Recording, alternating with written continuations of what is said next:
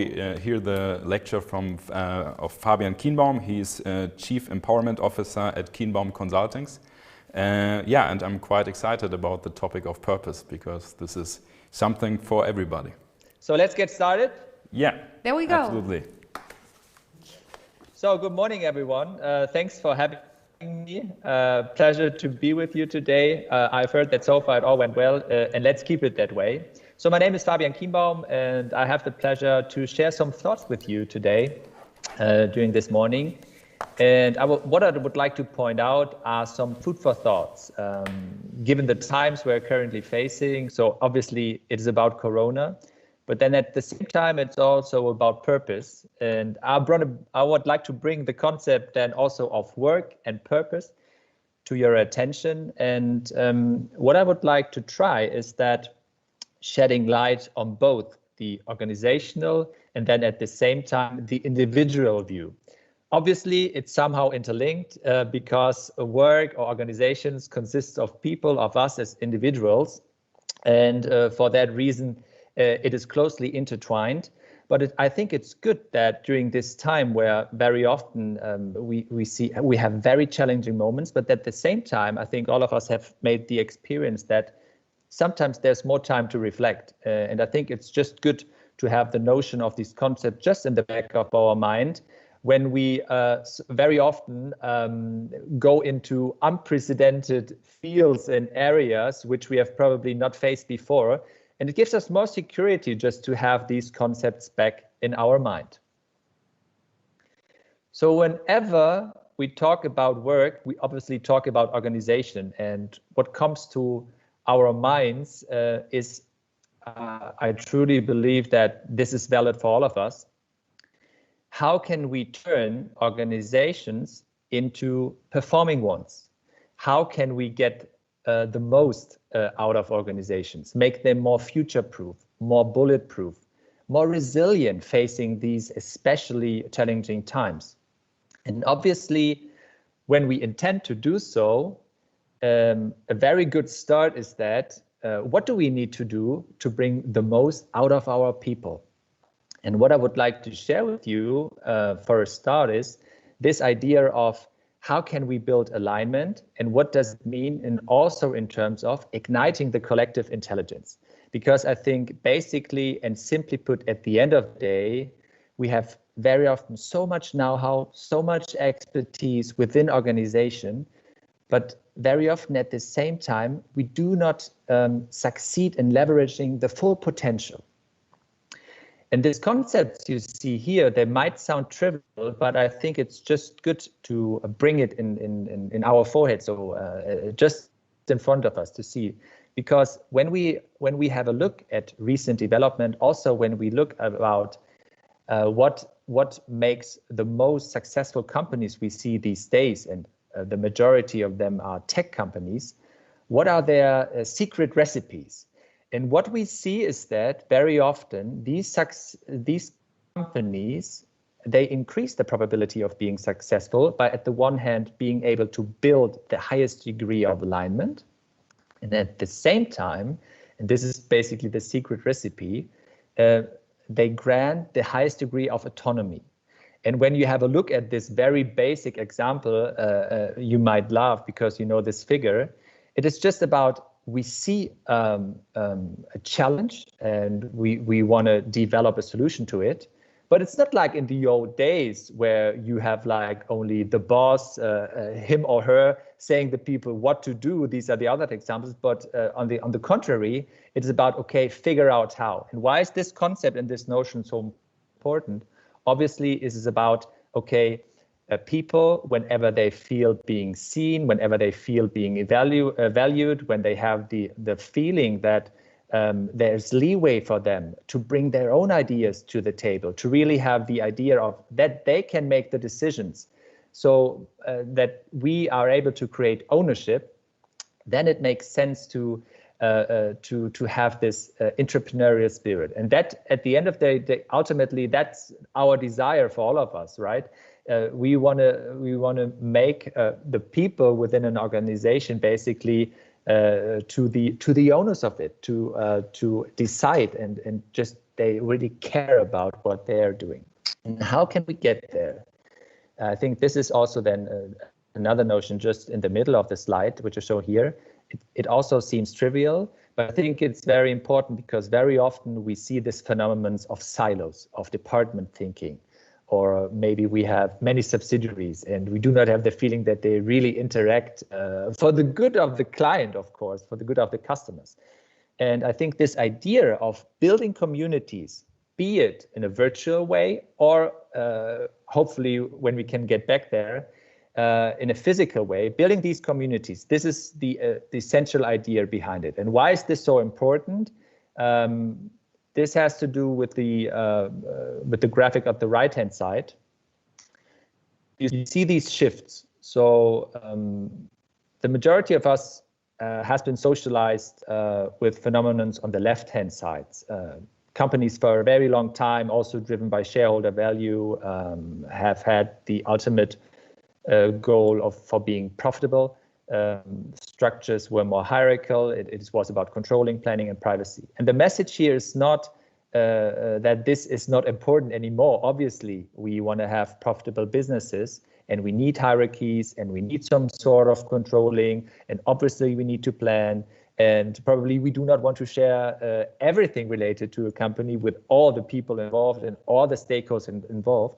But at the same time, and that's why there we see certain tendencies, we can observe shifts at the same time. And I think this is just important to keep in mind, and allowing people to talk about experimentation, to be more transparent, to allow people not only to have informal but also formal networks, and really getting there to empower people. And obviously this also comes along with the concept of purpose. Why is purpose so important? Purpose also can be approached obviously from two perspectives. There is your individual one. All of us has a certain purpose, or may you want to call it your basic motivation or the fire within you. So just from an individual perspective, for a very long time, the extrinsic motivators have prevailed. So for a very long time, we talked about, okay, how can I gain more power? How can I gain more status? How can I increase my influence within an organization? And what kind of security for what I bring in comes back to me as an employee, as an individual, as an executive, as a manager. But then at the same time, and this is where purpose comes into play, we see all these societal changes. We have the feeling that we are moving within a saturated society, also saturated markets. We have become a quite wealthy region, quite wealthy nation, and that at the same time, purpose has also come to the agenda. And then purpose from an individual perspective suddenly is about the question, what kind of impact do I have as an individual? What kind of meaning is there in my business life? What kind of community am I part of? And what kind of passion? I mean, when I think about my own passion, can I really bring in my passion, my core strength onto the table when I look about what I'm supposed to do during my daily? You see, these kind of questions, now they are there as well, and also within an organization, and they need to be answered.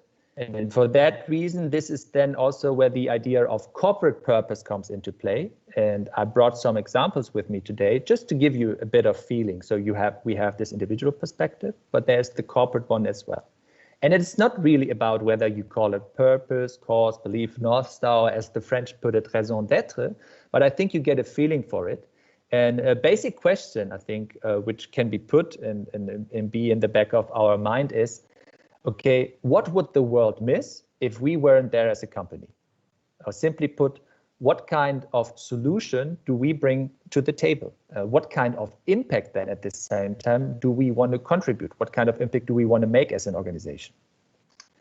And this does not only have this normative element, more to say like the soft element, if you will.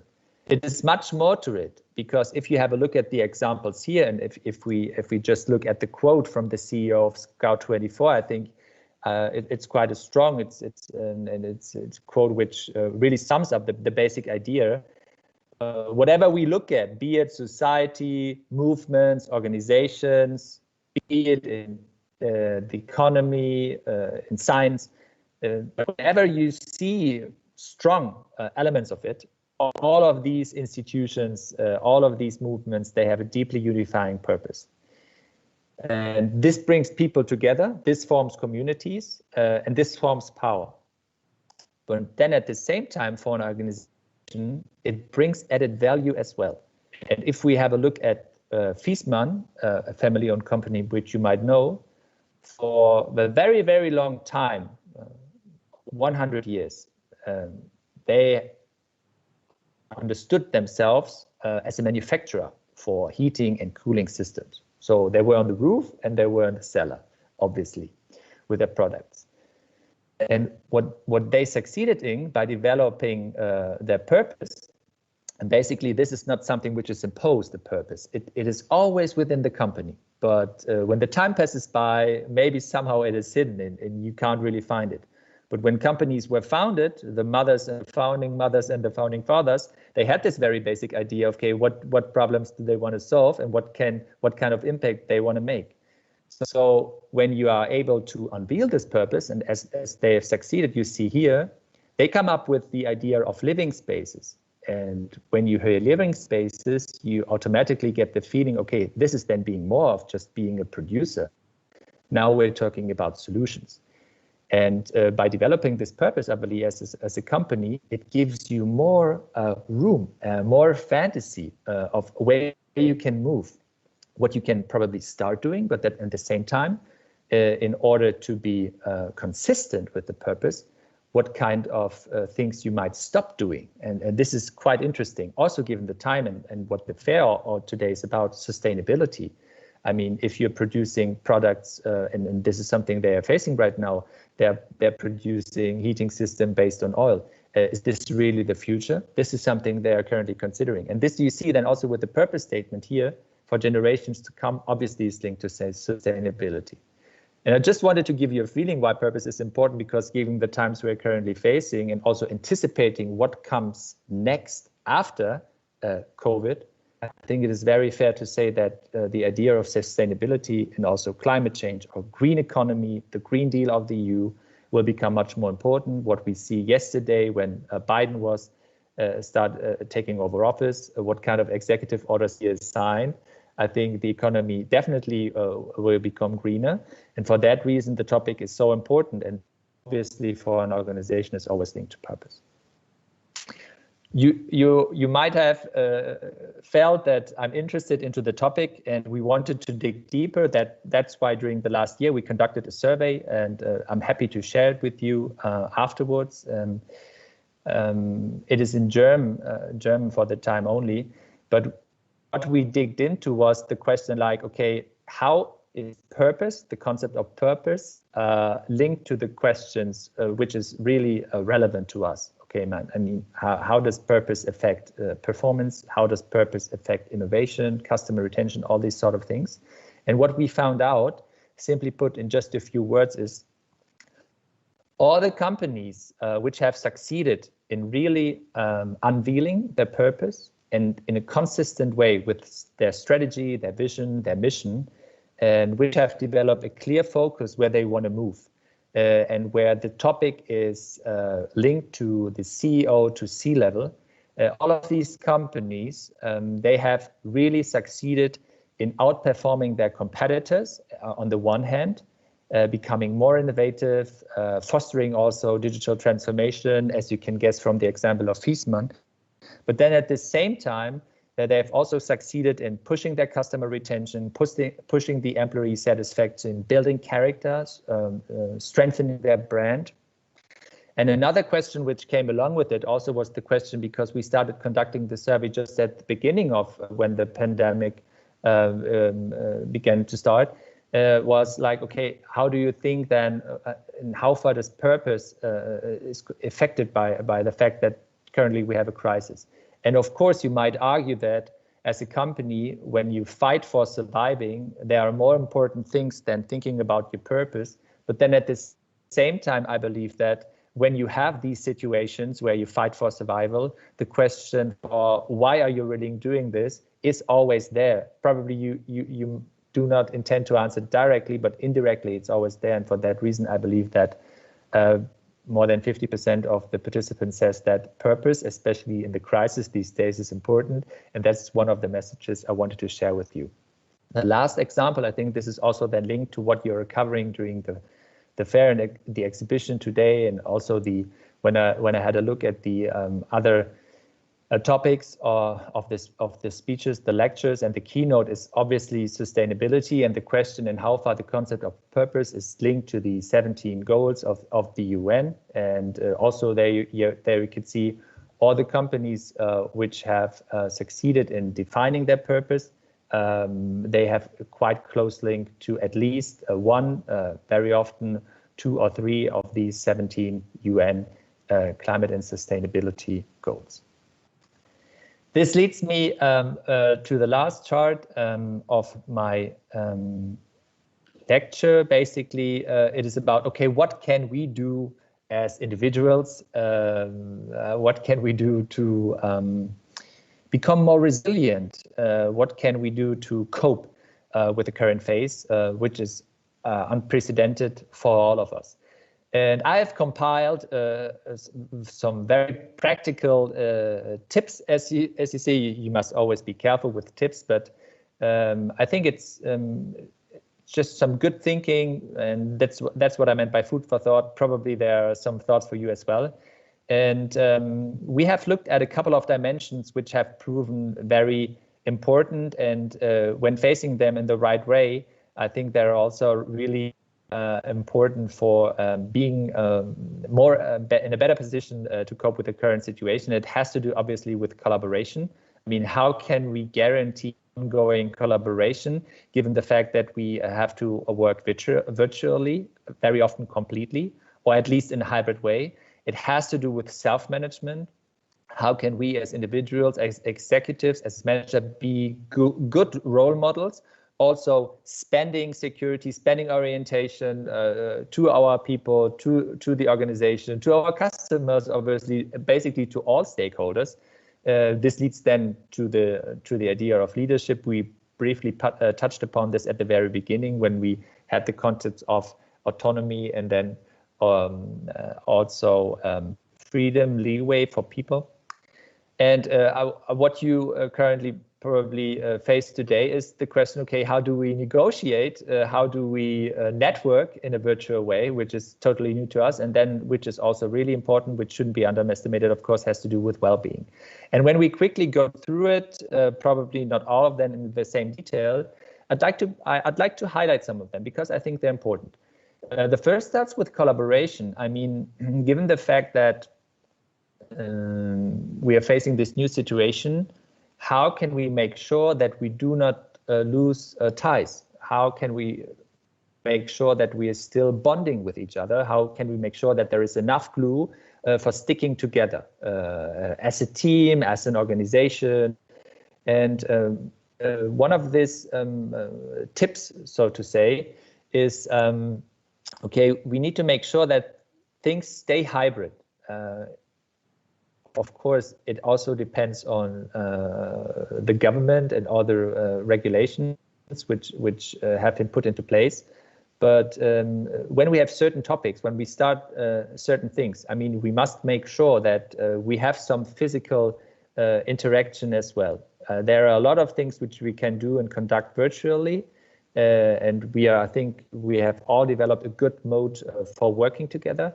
But we need to make sure to have at least certain physical meetings. Might be that we just meet for a walk with certain people. This also then helps strengthening networks and just not losing these ties. But for instance, when you start a very strategic initiative, for instance, it is important to see at least at the beginning of each other. And I believe that when you really have the intention to see each other and of course taking into account all necessary means for staying safe and healthy, it is important just to do so and putting, I think, enough of also innovation and inspiration into it.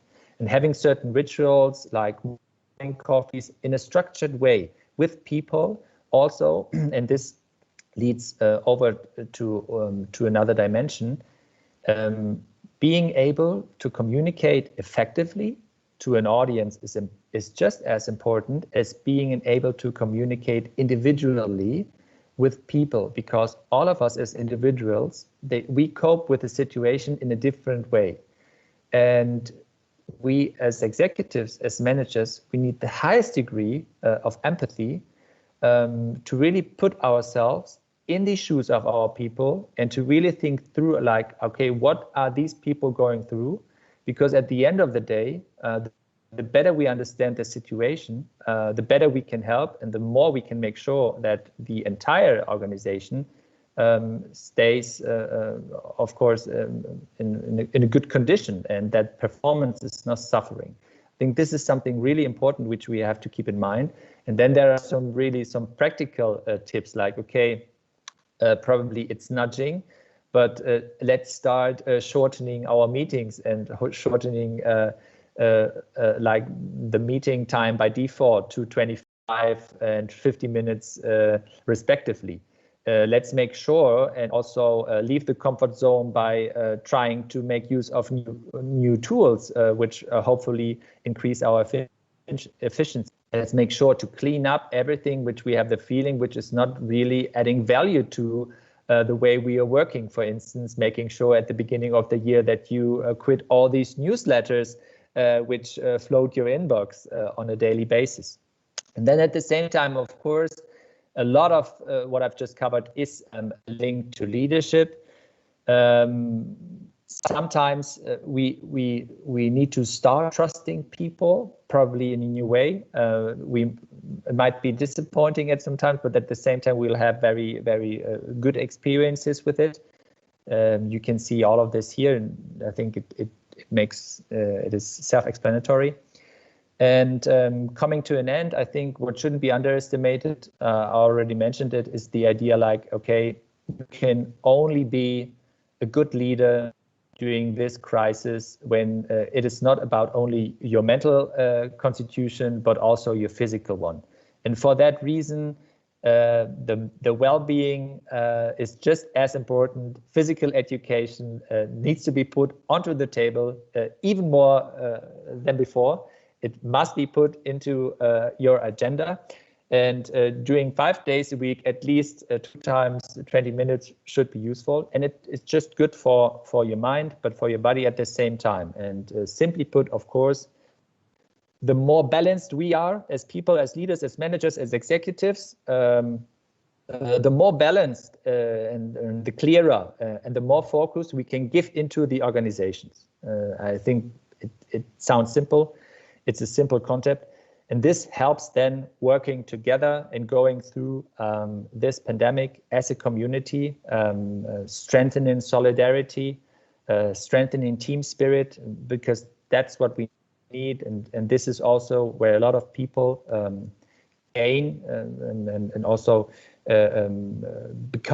getting some sort of power, if you will.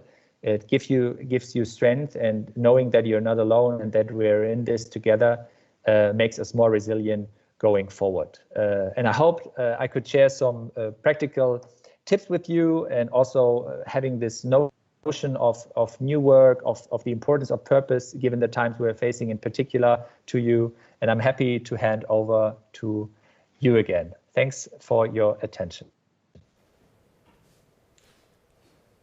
Thank you as well. That was so true. I'm feeling you so much. It was a very precious input to the whole topic of working. And I'm glad that you feel pretty comfortable. How was it like for you? Yeah, fantastic. Thank you. I didn't see myself, so I hope I had the right spot and you could see me well.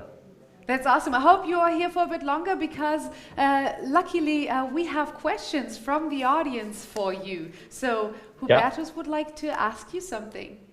Yeah, we have some interesting, I would say very practical questions. The first one is, what do you think the office of the future will look like? Especially talking about the pandemic, what do you think? A lot of people are at home offices. What will it be like in 2022? Yeah, that's quite an interesting question. I'm currently writing an article on it, and I'd like to share my perspective. We believe that going forward in the long run, especially companies with knowledge workers or everything related to administration, but also then, of course, service providers, we will see that probably 50% of the workforce probably might strive into the offices on a daily basis. I think this is what we anticipate. And what comes along with it is obviously we have more flexibility, of course, and I think this has proven useful. But then what we feel is that we need this sort of spots with social interaction. And I think this brings a bit of pressure to employers to turning their offices into really attractive spots. I mean, what is the added value when coming to an office? If it is not only about seeing people, this is really valuable, but what else can we offer? And I think these are the basic questions which had started already prior to COVID, when we talk about the concept of new work, like the question, what kind of architecture do we want to see? What kind of hospitality do we want to provide? You can see here in the back, this is how we tackled this idea of, okay, we need to establish spots which are activity-based. So as individuals, we might like to work in a group or we want to be able to focus solely on our own. And what else must be brought to a table? And I think this is like what the offices will look like in the future. So like meeting spots, really attractive places, not only based on not only meeting functional needs, but that at the same time having this hospitality note. So it should bring joy to your faces when you think about your employer and the surroundings and the environment you go to. Apart from meeting the people, it should be places which give some sort of joy and delight. Joy and delight combined with work. That sounds like the max to go to. Do we have another question? I think we do, right? Yes, from the audience. Practical again, because it's a current topic, at least in Germany, for everybody or for almost every company. What can companies do to optimize mobile working? Good question.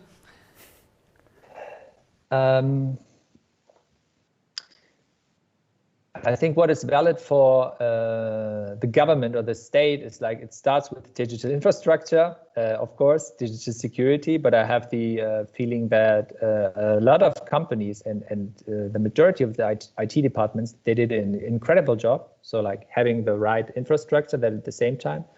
And what we see and what have proven useful, and sometimes we hesitate to do so, but I think this is important, like thinking again about, okay, what is the right equipment you need to have also at home to be able to work in the most effective and efficient way. And this might be that you need another screen, like simply put, or you should start talking about, okay, what kind of furniture do you need? And I think we're just seeing the beginning of it, like, okay, about the equipment. But I think companies should really like be more generous with regard to these kind of questions than hesitant, because in the long run it will pay off. People will be more motivated, I truly believe. And very often we have the furniture and equipment, it's all available, but probably it somehow feel odd to provide people with the kind of stuff which is now in the offices. And then another idea, of course, which might come up in the long run is, okay, who takes care of my bills in terms of electricity, internet, so on and so forth? But we are not there yet. So for the time being, I think it's being the basic message is be more generous with regards to equipment and hardware and this kind of stuff than too hesitant. And maybe to be more open to new ideas, right? I mean, what we're trying right now is something new. We're trying to replace something people are used to with something that might work in the future as well. How do you feel now that you participated here? Is this something, in your opinion, that could change our working in the future? A short answer, please, because we're running out of time, but I really like to know that. Absolutely. It will also be a balanced approach. Sometimes we'll meet and sometimes we do it in a virtual way.